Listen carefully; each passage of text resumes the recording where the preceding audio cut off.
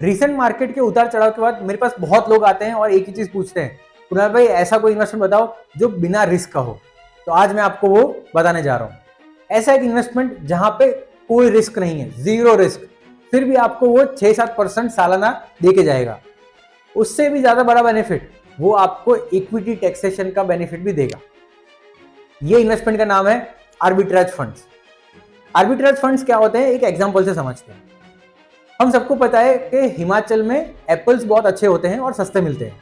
वही एप्पल्स बॉम्बे में बहुत महंगे बिकते हैं।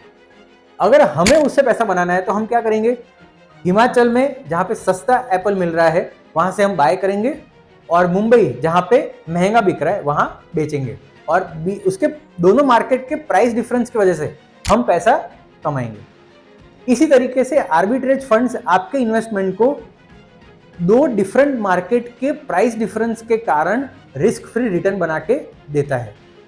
अगर हम इसी आर्बिट्रेज फंड्स को एफडी और लिक्विड फंड से कंपेयर करें, तो एफडी और लिक्विड फंड्स जहां बोला जाता है कि बहुत सेफ है, लेकिन फिर भी वहां क्रेडिट और इंटरेस्ट रिस्क तो रहता ही है, जबकि आर्बिट्रेज फंड्स में जीरो रिस्क होता है। क्यों? क्योंकि उसके जितने भी पोजीशंस होते हैं 100% हेज्ड होते हैं। दूसरा सबसे बड़ा बेनिफिट है टैक्सेशन का।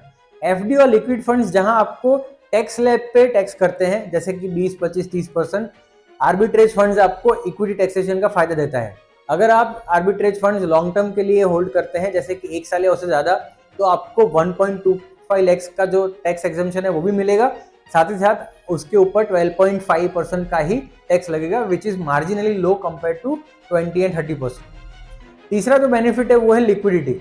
आपको जब भी पैसा चाहिए आप इमीडिएटली पैसा निकाल सकते हो, जैसे कि आप दूसरे म्यूचुअल फंड से निकालते हो।